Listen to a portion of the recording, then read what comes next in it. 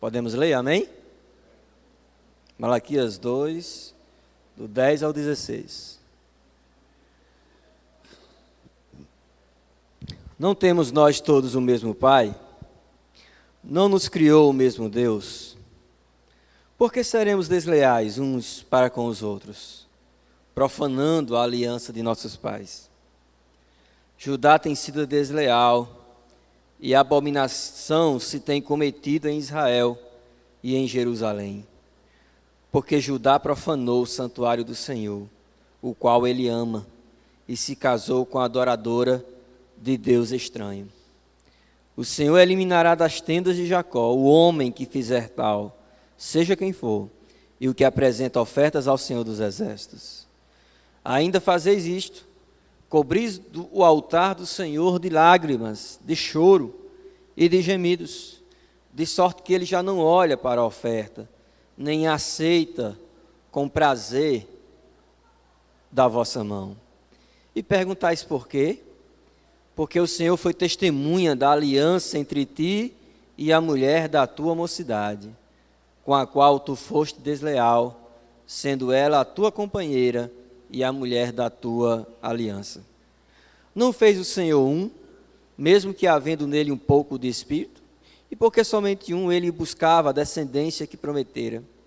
Portanto, cuidai de vós mesmos, e ninguém seja infiel para com a mulher da sua mocidade, porque o Senhor, Deus de Israel, diz que odeia o repúdio, e também aquele que cobre de violência as suas vestes, diz o Senhor dos Exércitos. Portanto, cuidai de vós mesmos, e não sejais infiéis.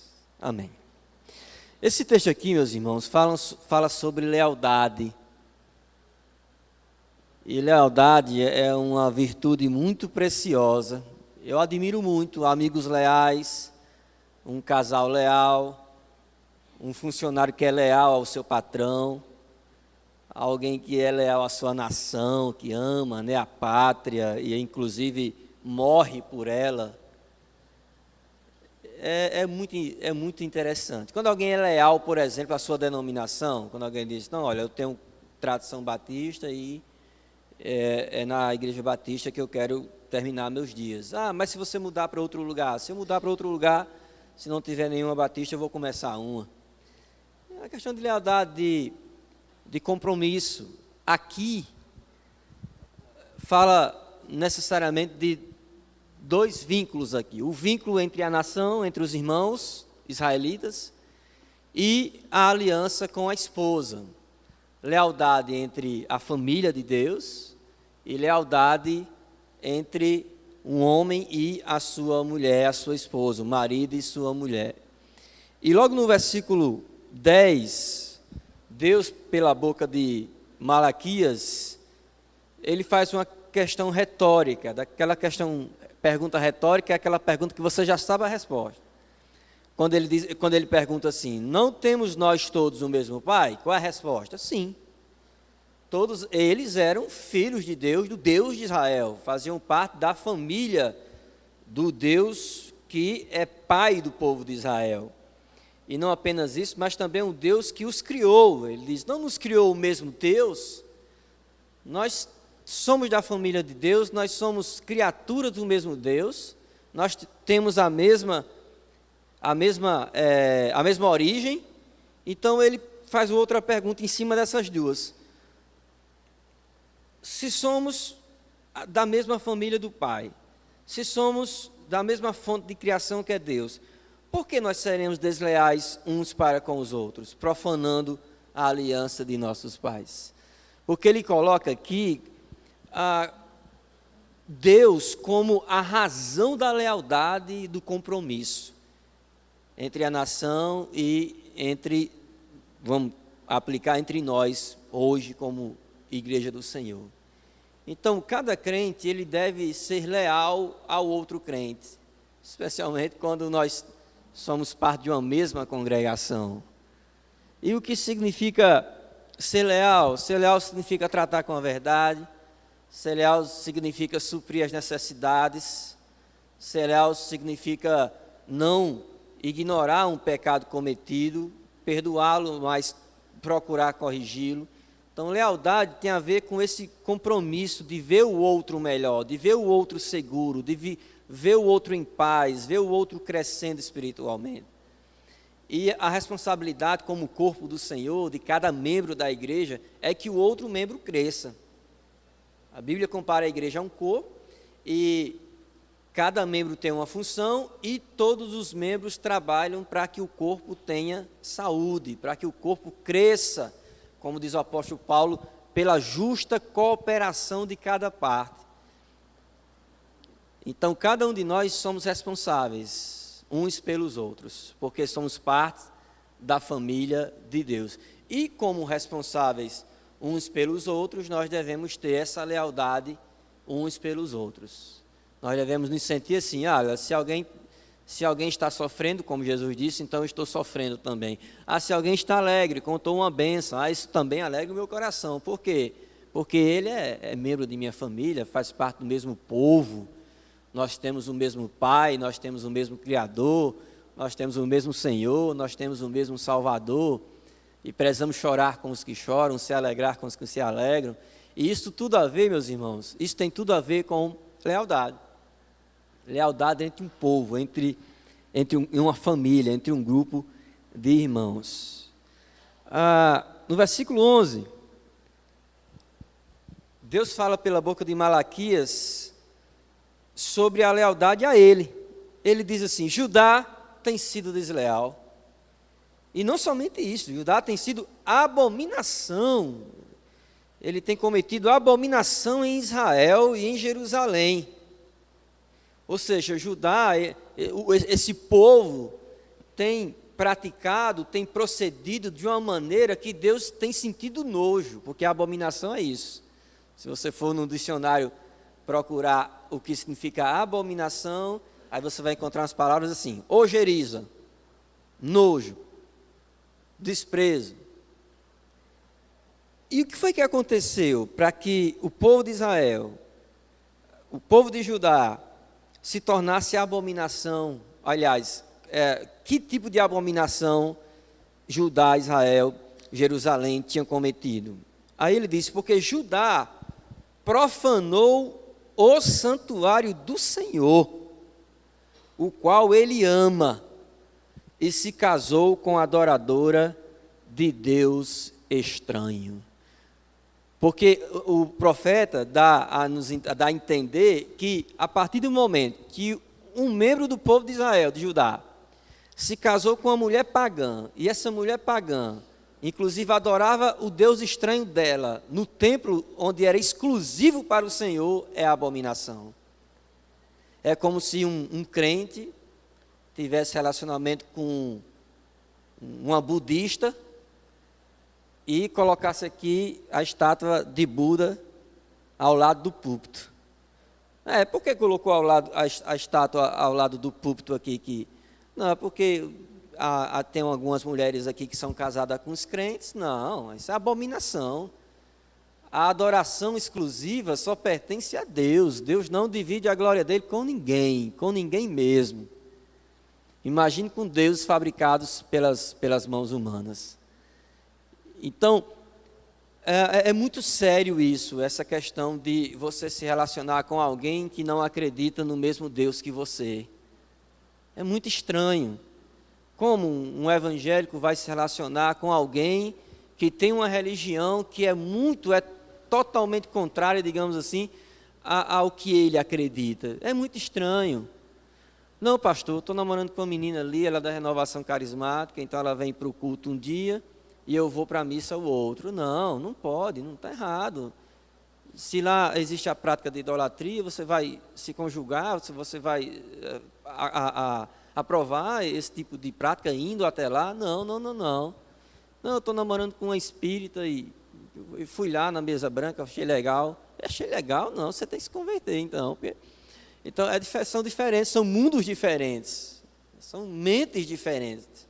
Então, como eu vou me relacionar com alguém que não tem a mesma fé que eu? Especialmente, não em termos de amizade, que eu posso ter amizade com pessoas que não são crentes, com toda prudência e sabedoria, mas casar com alguém que não conhece a Deus, então realmente é algo muito complicado.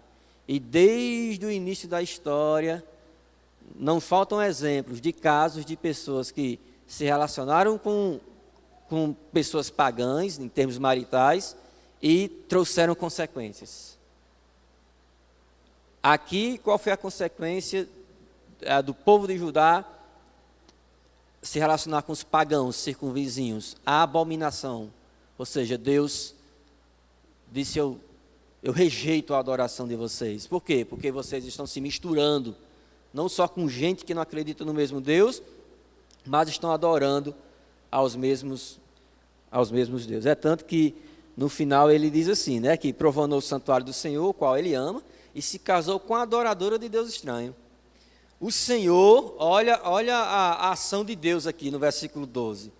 O Senhor eliminará das tendas de Jacó o homem que fizer tal coisa, seja quem for, e que apresenta ofertas ao Senhor dos Exércitos. O que significa dizer que Deus iria eliminar esse homem que estava tendo relacionamento com essa mulher pagã? O que significa, hein, meus irmãos? O que é que Deus iria fazer com esse homem? O que é que o texto quer dizer? Quando diz que o Senhor eliminará das tendas de Jacó o homem que vai expulsar de Israel, né, de Jerusalém. É isso que Deus quer dizer? O que é que Deus quer dizer então? Ele vai matar, ele vai destruir. O homem que pertence à família de Deus, foi educado adorando ao Deus de Israel, mas de repente se vincula com a mulher pagã e adora o mesmo Deus estranho que essa mulher adora. Então a indignação de Deus é tanta que ele promete que eliminará dentre o povo, seja essa pessoa quem for, que está se relacionando com mulheres pagãs e ainda apresenta oferta ao Senhor dos Exércitos. Ou seja, está vivendo em pecado, está em idolatria por causa da relação que criou com a mulher pagã, e ainda vai até o culto, ainda vai ofertar, e Deus diz, olha, eu não quero isso, eu rejeito, é abominação. Versículo 3, ele continua argumentando, ainda fazeis isto, cobris o altar do Senhor de lágrimas, de choro e de gemidos. Eu achei tão interessante uma interpretação, acho que é de D.L. Moody, e ele diz que essas lágrimas, esse choro, esses gemidos, são das mulheres que foram traídas por esses homens. Uma interpretação muito interessante que eu achei. Ou seja, você peca, o seu pecado faz o outro sofrer, e ainda você tem a cara de pau de oferecer oferta ao Senhor no santuário. É muita frieza. É muita frieza. Você faz mal ao outro, você produz dano ao outro, e ainda vem cantar aqui na frente e dizer que Deus é bom, entendeu? Como se Deus aceitasse esse louvor de alguém que faz o mal contra os irmãos, é o caso aqui, contra o povo de Israel. Então, Deus não aceita esse tipo de oferta. Deus não aceita. Imagina aí, um homem que adultera contra a sua esposa, trai às escondidas, mas aos domingos está cantando aqui, está louvando, está pregando, está ensinando. Aí o que é que Deus diz? Deus diz, olha, eu abomino, eu rejeito esse tipo de oferta, esse tipo de louvor. Ele diz isso, ele diz, de sorte que Deus já não olha para a oferta, e não só, nem sequer olha, ele não aceita com prazer da vossa mão. Essa expressão de que Deus nem olha a oferta. Não, você está fazendo isso aí, mas isso é inútil. Por quê? Porque você faz o mal aos outros lá fora, ou aos seus de dentro, e vem dizer a mim, dizer que eu sou amor, dizer que eu sou justiça. Eu abomino esse tipo de culto. Deus está dizendo aqui pelo profeta Malaquias. Ele não olha, ele não aceita com prazer da vossa mão. Eu sei que durante a minha vida cristã, eu ouvi muito essa expressão, com certeza todos já ouviram, que quando às vezes a pessoa comenta assim, não, esse tipo de louvor aí não passa do teto. Vocês já ouviram já essa expressão? Aí geralmente quando a gente usa esse tipo de expressão, quando é uma pessoa carnal, né, cantando, pregando, ensinando, ou sei lá, fazendo algum tipo de oferta, de adoração, e no seu olhar você diz, olha, essa pessoa aí, do jeito que está vivendo, esse louvor aí não sai do teto. Da mesma forma, uma pessoa que chora, que se ajoelha, que se derrama no chão na hora do culto, mas de repente quando termina o culto, não deixa os mesmos vícios, continua fazendo mal aos outros. É inútil aquele choro, aquele se derramar, se esbarramar, se esbaldar no chão com uma atitude de... É inútil, Deus não aceita. Deus não aceita. Deus quer mais do que palavras. Deus quer mais, aqui no contexto de Malaquias, Deus queria mais do que alguém que pegasse um cordeiro sem defeito e fosse lá. Inclusive, até o próprio cordeiro era com defeito. Então, era um povo ruim, que a oferta não prestava, porque não era de acordo com a diretriz de Deus, e o caráter também não prestava, porque era um povo infiel à mulher da sua mocidade, aos seus irmãos de Israel e ao próprio Deus. E para terminar, digamos assim, sobre o caráter, a ruindade desse povo, eles ainda eram irônicos, eram dissimulados. Versículo 14, Deus diz, e perguntais por quê? Ora, vocês trazem uma oferta que não é conforme a minha vontade. Vocês se misturam com mulheres pagãs, abandonam suas mulheres da mocidade. Vocês fazem mal aos seus irmãos. Vocês ainda vêm até a mim e perguntam por quê? Por que Deus não aceita essa oferta? Aí ele dá mais um argumento, ele diz, porque o Senhor foi testemunha da aliança entre ti e a mulher da tua mocidade, com a qual tu foste desleal, sendo ela a tua companheira e a mulher da tua aliança.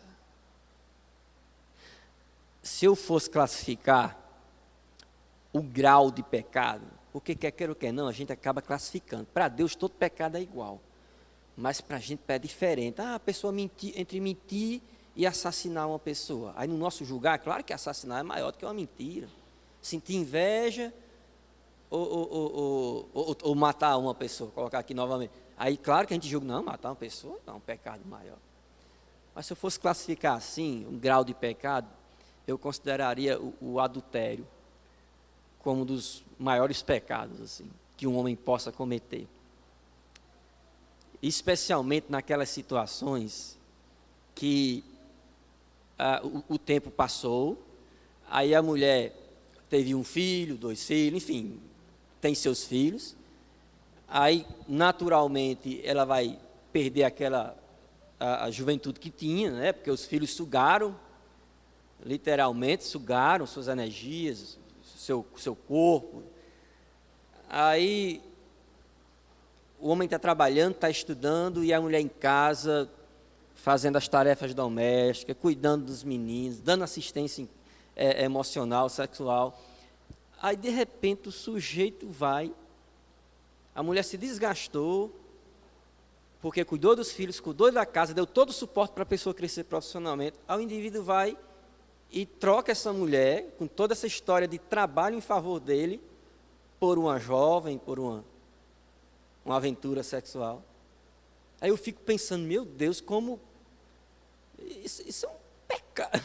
Eu ia usar uma palavra pesada aqui. Assim, é um pecado, é uma trairagem, né? É muito doloroso. Assim, mas é uma covardia. Pronto, a palavra é essa mesmo. É uma covardia muito grande, gente. É um mal que um homem pode fazer a uma mulher, e uma mulher a um homem também. O adultério é muito sério diante de Deus. É muito sério. Eu sei que a literatura, as novelas, os filmes, você pode observar, novela só é novela se tiver algum caso de adultério. Já prestaram atenção? Tem que ter alguma traição. Novela sem traição não é novela. E a cultura do mundo também alicerça o machismo do homem, e inclusive a cultura do mundo, ela até favorece aos homens que traem. Ele diz assim, não, o homem que trai é um garanhão, a mulher que trai não, a mulher que trai é uma vadia, ou seja, é considerada baixa, não presta, mas o homem não, o homem, não, meu filho, tem que conhecer mais de uma mulher. A cultura machista, uma cultura que detrata a mulher, detrata, envergonha, humilha a mulher. E a palavra que Deus usa para descrever esse tipo de pecado é abominação. É abominação. Quando logo no início do meu casamento com Mônica, e naquela fase de adaptação, a gente discutia muito, fase de adaptação é osso. Tem gente que tem mais facilidade, nós tivemos mais dificuldade. E logo no início nós decidimos aqui, olha, tem palavras aqui que não existem dentro de nossa casa. E uma das palavras que é pecado pronunciado dentro dessa relação que nós construímos aqui é divórcio. Então, divórcio é uma palavra que não existe dentro do nosso casamento. É proibido usar essa palavra. Foi algum acordo que a gente fez aqui. Não pode acontecer o que aconteceu nessa fase de adaptação, essa ideia de divórcio, de deixar, aqui não tem isso não, aqui, mas até o fim. É uma questão de aliança, uma questão de lealdade. E eu já aconselhei casais que diziam, pastor, eu estou casado com ela porque eu sou um crente. Eu disse, glória a Deus por isso. Eu não gosto mais dela como antes, ela não me atrai mais, não me satisfaz mais, mas por minha fidelidade a Deus eu não a deixo. Eu digo, glória a Deus. Aí eu digo, você acredita em milagres? Jesus não fez o coxo andar? Fez o surdo falar? Fez. Parou o mar? Parou. Abriu o mar vermelho? Abriu. Você acha que Deus não pode fazer um milagre no seu coração, no seu casamento, não? Você não acredita que Deus transforma, não, casamento, não? O que é uma briguinha entre dois pecadores diante do poder de Deus? Então, não, honre sua aliança com Deus, porque quando você casa, você faz uma aliança com Deus, você faz uma aliança com o outro, você faz uma aliança entre famílias, você faz uma aliança com os irmãos que testemunharam lá na cerimônia, a igreja, e ainda você faz uma aliança indireta ou diretamente com a sociedade que testemunhou. Então, quando você casa com um bocado de gente. Você casa com uma, mas a aliança envolve, com essa pessoa, envolve família, envolve igreja. Entenderam, meus irmãos, como o divórcio é algo sério e porque Deus abomina? Ele diz assim, versículo 15, não fez o Senhor um, mesmo que havendo nele um pouco de espírito, e porque somente um, ele buscava a descendência que prometera. Portanto, cuidai de vós mesmos, e ninguém seja infiel para com a mulher da sua mocidade. Ele traz um detalhe, ele diz, cuidem de vocês mesmos. Cuidem daquilo que está dentro de você. Cuide daquilo que está dentro do seu coração, porque vocês sabem que Jesus disse que de dentro do coração sai tudo que não presta, inclusive divórcio, adultério, começa no coração. Quando alguém adultera, não adultera foi um momento de fraqueza, foi uma construção do momento, a falta de diálogo com o cônjuge, a falta de uma vida sexual sadia, a falta de uma espiritualidade comprometida um com o outro. É um processo. Agora, claro que nada justifica o adultério, mas que existem algumas coisas que empurram sim, e nós temos que tomar muito, muito cuidado. E outro detalhe aqui é que ele fala duas vezes aqui sobre, primeiro, a mulher da tua aliança, ele fala, a mulher da sua mocidade. Eu casei jovem com uma jovem, o tempo passou, essa jovem envelheceu, aí agora eu vou substituí-la porque ela envelheceu? E a história de vida que construímos juntos, não conta não?